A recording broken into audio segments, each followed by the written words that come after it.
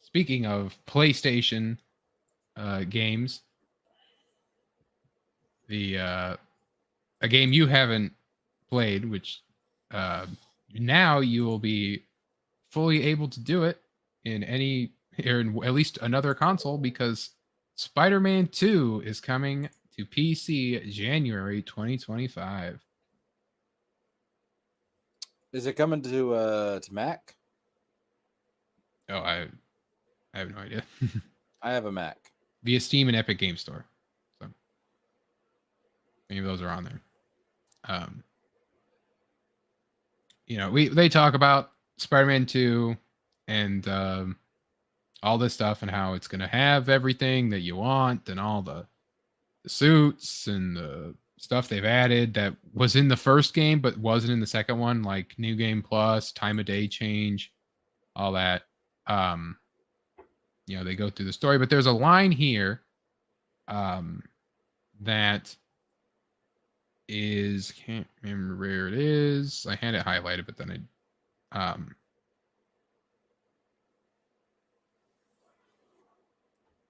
clicked and it went away. But basically that, yeah, here it is. Maybe. Okay. While we have no additional story content planned for Spider-Man 2, we're delighted to bring all previously released stuff. So yeah, so Spider-Man 1 had the City That Never Sleeps DLC, which had 3 story things that took place after the game, and they all linked together. So it was about the growing mob like families threat, basically. And then you team up with Black Cat in the first level pack, and then she leaves, and then second one you team up with Yuri, and then she leaves, and then third one you team up with Silver Sable, and you had like they really helped for the life of the game, and especially for Spider-Man 2, which we were talking about was like rushed Sony sequel. Spider-Man 2 was rushed. You could feel it in the pacing, you could feel it in the story, you could feel it in the spectacle, right? Like I said with God of War, stuff that they could have done, you kind of feel like they kind of did it too fast. One of them is Venom. Venom, you get the symbiote suit, right? Half or like first quarter of the way through the game.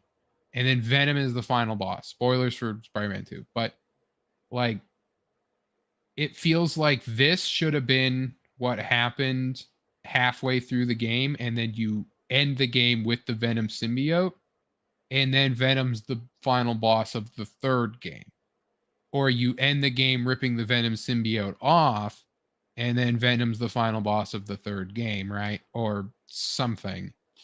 Yeah, now that I agree with. Like I didn't feel like the Ragnarok was rushed in any ways, but no, Spider-Man 2, like again, I've not played Spider-Man 2, but just like seeing it on like YouTube and stuff, I'm like, there's a lot crammed into this game, man. Like Mm-hmm.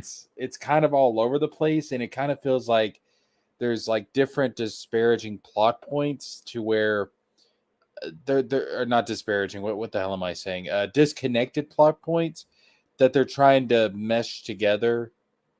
Kind of trying to put puzzle pieces where they don't really belong. Yeah. And so, yeah, like I can tell more like with that game that it does seem like it was probably more rushed. And I I get it on the one hand because it's like, yeah, Spider-Man, the first one on the PS4 was like a huge success, but like, daggum, people like And stop getting this idea in your head that just because you have a successful game, like you can put out any old schlock with the sequel and everybody's just gonna roll over and accept it. It's ridiculous.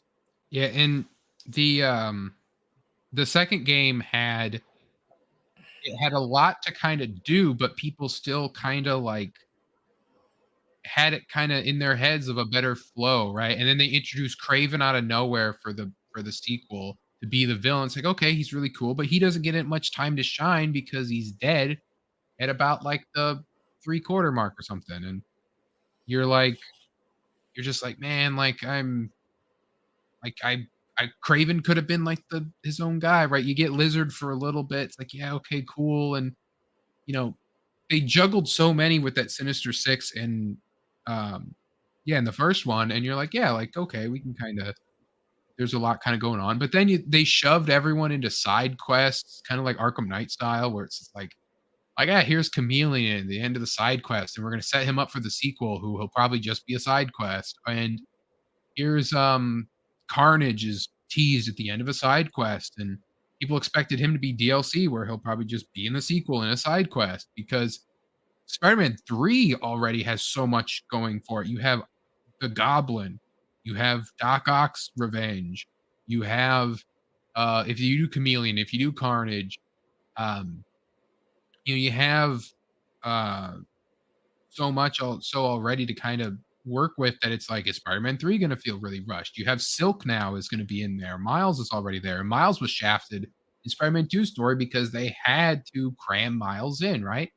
Like Miles all you want, but the whole reason they talked about in the marketing that Spider-Man 2 is because there's two Spider-Man, right? It's like, yeah, that's cool, but Miles didn't have anything really to do. Like they always should have kept Spider-Man as a Peter game and had Miles as a character that was there, and he would get his own game where you could flesh out all of his stuff. But basically they shoved a Miles Morales 2 into Spider-Man 2 to the detriment of a lot of the pacing with Spider-Man 1 or with Spider-Man 2 and with Peter and his Harry problems that become the Venom problems. And they also tried to do like Web of Shadows, right? Like, so here's the symbiotes. They tried to do Web of Shadows in the same game, and it was too much. And that's basically the consensus you'll see now online. Is some people will call that the game's still great and all this, but really it's that the game was rushed and that they tried to do too much in its sequel that they really should have held back on. They should never try to do Web of Shadows. They should have just had it been a grounded Venom wants revenge on Spider. If you're going to do Venom, he wants revenge on Spider-Man, and he tries to make his life terrible, right? Like that could have been its own game, but they tried to do way too much. Yeah, because I thought going into I figured that Miles would have some kind of involvement because they set him up at the end of Spider-Man 1, but I thought the main thing was going to be like Peter and Harry and the symbiote. Yeah. And that doesn't seem to. It just seems like they were like, we're going to do this and we're going to do that and we're going to do this and we're going to do that. And it's like, Fred, stop it. The game goes out in 3 hours. It's like, shit. And then even then, the open world is really good. It's really good New York. And apparently they actually had to rebuild it for the PS5 because they couldn't copy over the PS4 version without it like breaking or something. But so they had to rebuild it. So that took some time away. But in general, like, okay. But the map is so empty. Like I still, that Spider-Man PS1 is still just the best one. Like it is hands down. Besides the traversal of Spider-Man 2, there's nothing that comes close to Spider-Man 1. Spider-Man 1 is just the Spider-Man game, and Spider-Man 2 just does not reach that same level. And one way Spider-Man 1 did that was that its map is really, really, it's small, but it's big because it's a big map, but you can move so fast and swing so great that it's kind of small, right? But it's dense. It's filled with things, bad guy bases and collectibles and all this stuff. It's a really good experience. But Spider-Man 2's map is really big and it's practically empty because the backpacks are gone. You get little spider robots that you collect to unlock a cutscene with a character that was cut out of Across the Spider-Verse. So you don't even know who it is because they cut her from the movie because the movie was rushed. And then like the bases are like I feel like there's like 10 of one type and then 10 of like a stealth type, and then that's it. Those are your bases. And then you have like symbiote nests, which by the time you unlock those towards the end of the game, you're kind of done with them. And then once you complete the game and you've from the lore of the story, destroyed all symbiotes, even if they're still nests. Like, that's stupid. But it should happen like after you clear all the nests, and then they get we've destroyed all the symbiotes. Symbiotes show up at every crime in the city. So even if you want to just stop a random mugging, symbiotes could still just show up, and then all of a sudden you're fighting symbiotes. And it feels like it's every crime. And it's just like, okay, like Spider-Man 1, when you beat every single gang, every base, and every crime that they commit, they disappear entirely from the game unless you redo their missions. Because it's like, they're gone. You beat them. So now the crime you're committing is just normal thugs. So if you want to just throw on a Spider-Man skin, go swing around and stop some crimes, you can just do that, and you're normal street level thugs. Now it's like, well, now you gotta kill symbiotes all the time. And it's like, okay, like, there was that was like, I would play through Spider-Man 1 1,000 times more than I'd play through Spider-Man 2 again. The only reason I was going to play through Spider-Man 2 was for the DLC, because we all knew they were going to do it. They're like, yeah, we're going to do DLC, so I'm going to play through before the DLC, refresh myself and all that. And then, DLC come out and I'll play that. And, but it's like, I play through Spider-Man 1, like right now. Like, that game's great. And, I don't know if you know this, Jesker, but Insomniac had some troubles recently, which led to the cancellation of this DLC, rumored cancellation, because remember, it was confirmed they were going to do it. But Insomniac had a massive hack happen that caused like gigabytes or terabytes of information really be leaked out, including the personal information of employees, which that's terrible. The hackers wanted like ransom and all this stuff, and Sony didn't pay it, so then they leaked out all the information. That completely made Insomniac go radio silent. Like, they dropped everything. They didn't say anything. They completely, they stopped everything. With that, we saw a lot of the leaked Wolverine game, test footage of that. Lots of spoilers with that, including like a different playable character, which would have been amazing to be a surprise, but oh well. One of the things that leaked out was their roadmap for their future games. And it says that after Spider-Man 2, they were going to do a Venom game. Instead of a Miles game, a side Miles game, you get a Venom game. Despite that not making sense for the game, like, right? Like, it doesn't, in the story of the game, you destroy the Venom symbiote, really, and it's all gone. Yet they're going to do a Venom solo game. So, well, could it be a sort of prequel? Not really, because the symbiote, with the plot of the game, the symbiote gets immediately captured by Oscorp, and then it's used on Harry inside the pod, and then Venom doesn't become Venom until he's like, just like the comics, he doesn't become Venom until after he's bonded with Spider-Man. And so, I'm assuming they'll make it work somehow. Eddie Brock is in the universe, so, but that game might also be canceled. We don't know, because the leak really hit them that bad that it's like Wolverine will be the game, right? Like, at least with Venom, there's a playable Venom, right? Because, spoilers again for Spider-Man 2, there's a point where you play as Venom. And it's pretty great. It's a great moment where you rampage through Oscorp, brutally incapacitating, because you don't really murder, but you do, brutally incapacitating the Oscorp guards. And so the Venom is there, and people were able to glitch out of the map to play. You can't web swing because they didn't program it, but you can jump. But, he can kind of interact with the world, right? So you could do, with what they built, you could do a Venom game. The map's already done, and you could do Carnage there if you wanted to, but, it's just like, okay, like, then why set him up? It's just a hard thing. But there's a point when Insomniac updated their game to add, I think it was to add the Night and Day, or to add the New Game Plus, or add something. People were able to find a dev debug menu. And by clicking around, they found Beetle villain arc, Beetle Janice intro, Beetle reveal, Beetle construction, Beetle ambush. So like all the cutscenes basically of this Beetle DLC, which was rumored for a while that there was going to be this Beetle DLC with Tombstone's daughter, Janice, as the Beetle. And so people kind of expected, like, okay, yeah, like this Beetle DLC would be the first one, and then they're going to do like Carnage in the second one or something like that. So we kind of expected this Beetle thing. And then now with this announcement, no more DLC. It's like, okay, like, like when, like, then what happened to this, right? And so it sucks because it was clearly the leak, right? It was clearly the hacking in the leak is what made him cancel.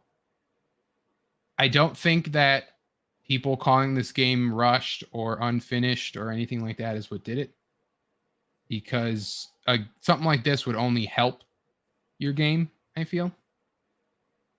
And so yeah, so it's unfortunate. That Spider-Man 2 is basically done. Because it did need a little extra cooking, and some DLCs might have helped cushion that blow a little bit. Well, I guess if there's going to be a silver lining here, the silver lining would have to be if they're not going to work on the DLC, this gives them more time to work on Spider-Man 3. Yeah, either let me see if I can find the leak roadmap. Because Spider-Man 3 was like down there. That really what was crazy was the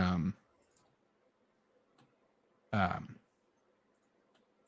here. So I don't know if you're a Ratchet and Clank guy, but no, I never really got into the series. Yeah, so Venom 2025 and then Wolverine 2026. And which is crazy because Wolverine was announced like 3 years ago. Why is that? Why is that crazy? Well, like it was 3 years ago from now, so it was like 2020 is when they announced it. So then it'd be like, and it's not coming out until 2026. Sir. Okay. Kingdom Hearts 3 was announced in 2013. We didn't get that bitch till 2019. Yeah, but we know why we didn't get that. It is that type of wait is nothing to me, sir. It is nothing. Gain some endurance.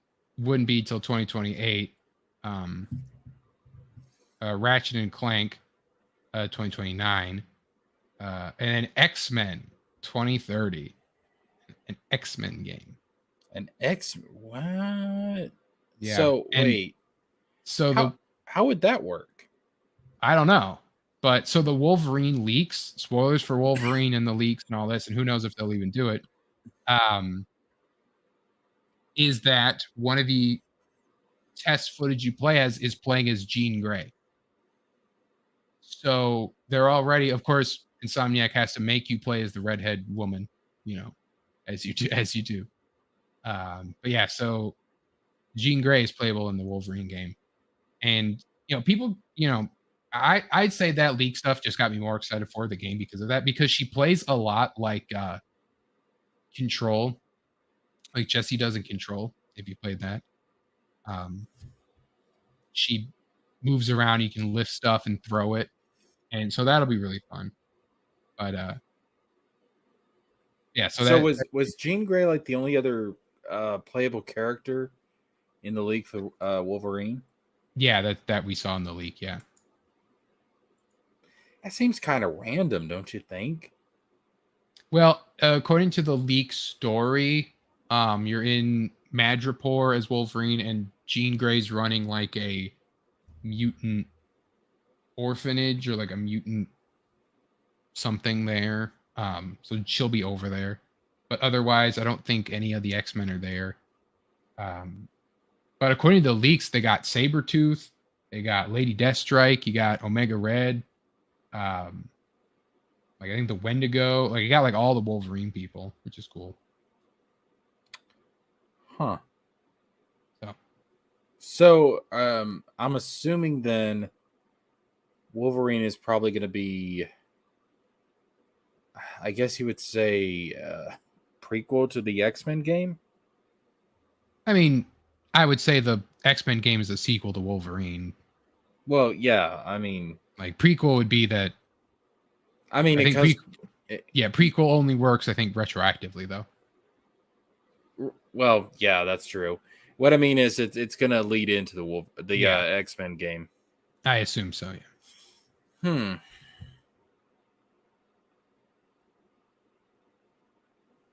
Yeah, I don't. Again, I don't know 100% if this is true, but I believe it is. I believe that all this is a true thing.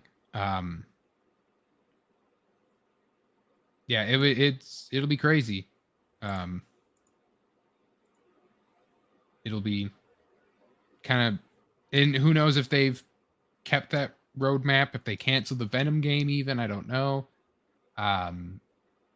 They might just be working solely on Wolverine. I don't know how it works if they have a separate studio, like some companies do that would do like just Miles, and now they're just doing Venom while the main studio is working on Wolverine, if it's both on the same time. At least with Venom, it works the same way Miles did. That'll just be the same map, slight improvements to the gameplay, maybe a shakeup, maybe it's in winter, maybe it's not, like Miles was. But you can kind of work with what you have. They already have Venom done. They just need web swinging for him. You can. I feel like if the Venom game is so far into development, just to drop it would just be an insane waste of time, money, and resources. I mean, they seem to have done it with the Spider-Man 2 DLC, so like. But that's DLC. That's not a full game, though. Yeah, I think also like, well, Miles was cheaper. Miles was 50, so Venom probably is going to be like 60 because games aren't 60 anymore; they're 70. But so Venom is going to be cheaper. Guy who likes Heelys is here. Welcome. A Venom game honestly sounds bad. I prefer it as DLC. I don't know. I feel like you could, because there's been so many Venoms that are playable. Like Ultimate Spider-Man, remember, had playable Venom. And that was a cool thing for people to do. I feel like you could see, I would want Venom, that they have to make Venom its own game because people are going to buy it just off the fact that it's a Venom game, especially if it's mature and it's like, you can eat people's brains or whatever, right? Or you can be gory and gross and Venom, right? People are going to buy it off of that. And they're going to want that. And that'll be enough to sell. You can have your alternate costumes for Venom, which now you have the movie Venoms to kind of go with. At least just the one. I guess this costume doesn't really change. But I feel like it can work as its own game. Oh yeah, I do too. I mean, Venom's definitely an iconic enough character that I can see that happening. And even like I don't lethal think, protector and all that. Yeah, no, I don't think you could do something like, we're going to give the Lizard his own video game or something like that. Would just be, there's not as much of a following for the Lizard as there is somebody like Venom. There's no I don't know what you would call Lizard fans, but Lizard people. Yeah, Lizard people, yeah. Isn't that what the internet talks about all the time? Lizard that's people? What they're all just Kurt Connors fans. Yeah, I mean, that's what I always assumed. Yeah, there is no one, I guess, really else Spider-Man villain besides maybe Kraven that could carry his own game. Green Goblin. Yeah. Depending on how you do it. So I don't know if you could do like a Norman Osborn game, but like if it was Harry Osborn Green Goblin, I could see a game focused around him. Well, if you remember the Spider-Man 1 video game, the original from the movie, if you beat the game, you could play through it as Green Goblin and play through the whole story as Green Goblin. That's just replaying the levels, though. Yeah, but like Green Goblin, played he played completely different from Spider-Man. Yeah. Um, What I mean is but like if you're playing as Norman, excuse me, if you're playing as Norman Osborn, Green Goblin, I mean, like, what would be the plot? Like, what exactly would he be doing? Like, how would you ever be able to really get behind Norman Osborn as a main character? It just seems, it just seems to me like having Harry Osborn as Green Goblin as the main character of a game, story wise would make more sense. yeah, yeah, I don't think you could do a Goblin game besides like marketability. There's no really like I'm sure people could point to like plots that would work for its own thing. Like at least with Venom, you have Lethal Protector, you have the other like symbiotes you can bring in if you want to, like Scream or Shriek or whatever. Well, what one was in there in the Spider-Man 2 already, but Riot and all those guys. You could bring them in. If you wanted I would to. just go like completely original. So like imagine a situation where I don't know, like you had this rivalry between Harry and Peter, and then like Peter dies and Harry like realizes like like, oh my god, he was a hero the entire time. I need to protect this city in his name, and then he does it as the Goblin. Yeah. Um yeah, so that being said, Spider-Man 2, it's a shame that what happened. I would have gone with DLC. Like I said, I was waiting to play it.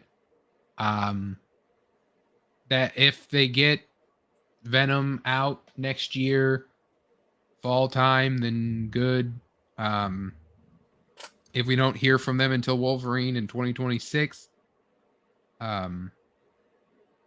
Agent Venom. So they did touch on Agent Venom in Spider-Man 2, but Harry becomes Agent Venom for like a few minutes, depending on how long you play that section of the game.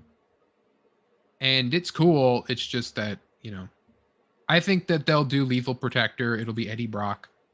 They'll introduce him somehow. He'll get the symbiote. He'll become Lethal Protector. And, you'll get Tony Todd back voicing Venom, and everyone will be happy. And yeah, it'll be a shorter, cheaper, like you said, a glorified DLC kind of game. So should be fun. And that I still like Spider-Man 2 at the end of the day. I would just vastly prefer to play Miles and Spider-Man 1 and Miles again before I play Spider-Man 2 has just had so much cut out of it from 1, and so much that should have been there that wasn't, and so much that 1 did better and Miles did better, that they crammed the 2 together and forgot the rest of the games. One big thing too that I noticed when I was playing it, that I can't believe they did it. Jesker, Spider-Man, right? He upholds the law. He upholds justice. He fights crime, He's your friendly neighborhood Spider-Man. When criminals are left, right, by Spider-Man, where do they go? When criminals are left by Spider-Man. Yeah, like, he webs them to the wall, right?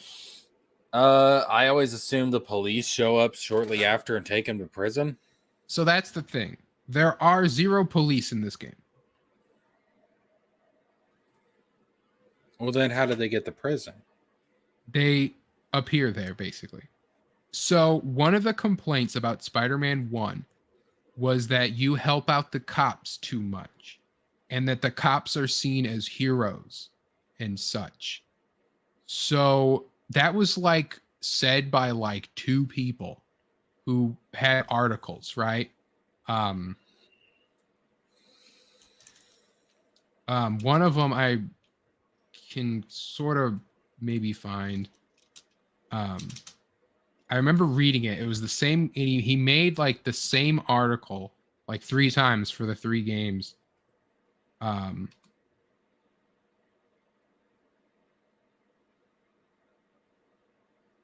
if I could find it.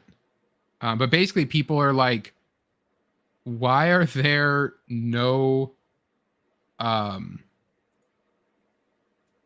are there no cops in like everything that you kind of like look up?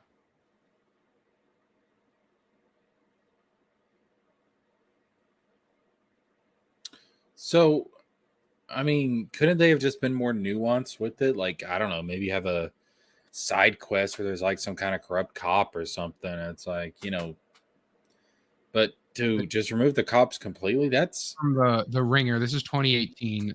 The Spider Cop problem. Um, the Spider Cop is a reoccurring joke in the game. He helps out Yuri Watanabe, the captain of the police force, right? You help out Jefferson Davis, Miles's dad, who's a cop, and they talk about how, it's all great. It's propaganda, right? And I don't know. is I don't know is if this is the Yuri art. is But Yuri in Spider-Man 2? yeah, Yuri's in Spider-Man 2, but she's no longer a cop because of the events of the DLC. She's a vigilante. Oh, okay. All right. I'm trying to find the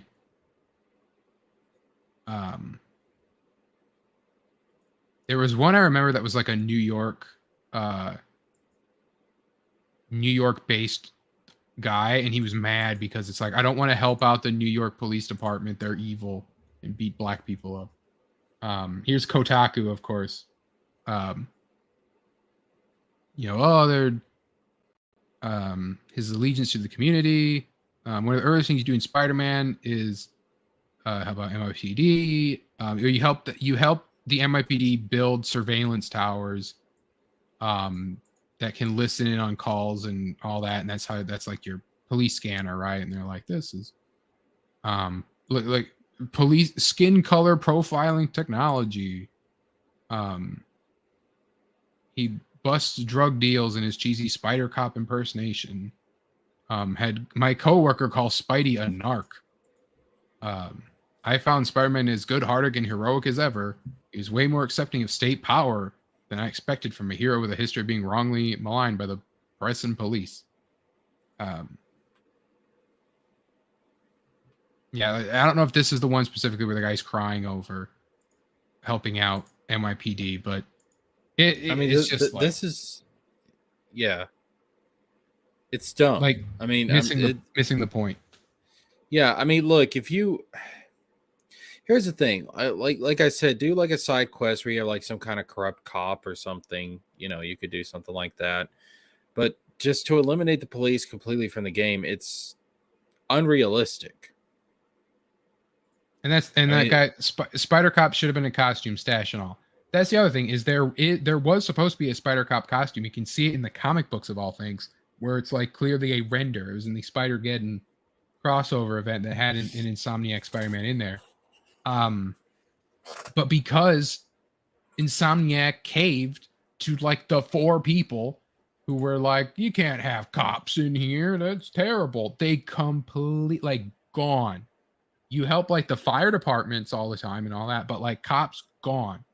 Like he says, cops showed up in the game and you'd have lines of dialogue. Yeah, like you at the after you stop a crime, you could wait and the cops show up, or you'd hear the sirens coming, or you can go to the police stations and talk to the cops and all that. It's like they're just gone.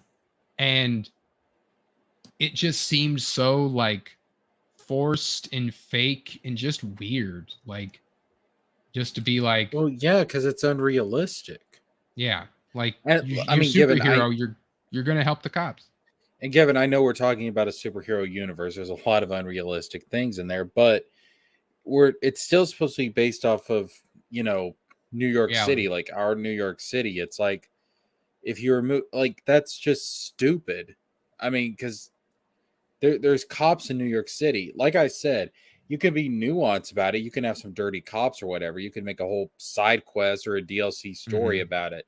I think they had dirty cops in the DLC for the first game because it was dealt with the mob, and the idea is like there was like paid off cops or whatever. Yeah. but to remove them completely, it's like, come on now. Like, that's just, I mean, it's just, I don't know what else to call it. It's just stupid. It's just stupidly unrealistic. Yeah, it's like there's GameFAQ articles about like there's no cop cars around, no law enforcement helping out with car chases, local crimes. Officers who quit the force have been rising steadily since 2019. That's just a ad thing. Like they're using real world equivalents to justify it. It's like, yeah, they just. Yeah, I'm sorry. That's just, I mean, it's just really, that's just really dumb. Don't want the ACAB losers crying over the game. Really, that's really all it comes down to. That's just really dumb. I mean, it's just, I don't know. Like, at that point, you're just denying reality. Yeah. And even if you didn't like how omnipresent the cops were, like to remove them entirely to where you're like other first responders like paramedics and firemen, right? Get their flowers and get all that, but like not even in cutscenes, really, not even just the cars on the street. Like you completely scrubbed cops from the whole game. Like it's terrible.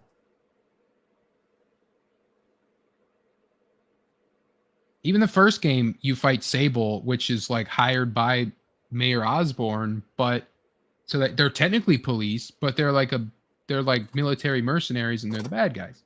So you already had bad cops already in the first game. And then yeah, like they're just gone. And like I said, Yuri, if it wasn't for Yuri becoming Wraith in the sequel, she wouldn't be in the game at all, probably. Because she's a cop. And people wanted Captain Stacy to appear in the sequel to take over Yuri's job. Gwen Stacy's dad, right? He's not in it because there are no cops. Dude, that's just, it's, I mean, it's just, the way I would describe it is it's frustratingly just stupid. The logic behind that. It's like if the next Batman game had no Jim Gordon, had no GCPD, had nothing. Yeah, it's like, are you nuts? Like, that's so core to the identity of Gotham City. Like, I don't even think that people complained about Arkham Knight, because Arkham Knight, you go to GCPD all the time, you're throwing criminals in there, you're doing all that stuff. I don't think anyone complained about that besides just general Batman bad takes about how he's rich and beats up the poor and that's all he does, right? But yeah, I don't know, man. Like, here's the thing. I believe in free speech. You can say whatever you want, but it doesn't mean that we always have to listen to what everybody says. You know what I mean? Yeah.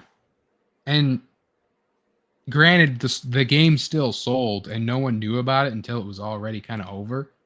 But people like to point up, like the grifters like to point out that there is the deaf black woman, and they want to point out the Mary Jane forced things and the Sweet Baby Inc. doing that. Like you can point to all that and they have their merit, but the actual just full on erasure of cops was the worst decision that you can tell was 100% influenced by either like money people being like, these guys ain't gonna buy it if you do this, or like California, like blue hairs being all like, we don't like the cops, so you can't have the cops be good guys and you need to get rid of all that. And it's just it completely missing the point and a like childlike understanding of reality, right? Well, I mean, some people never did mature beyond childhood, dude. You know, and yeah, so yeah, that's just the problems with Spider-Man 2. Like I said, the game's done now. They're never gonna fix it. They're never gonna change it. It's complete package is what it is. They cut out so many skins and gave you absolutely ugly ones. That's the other thing with Spider-Man 2 is the skins are just awful. But moving on.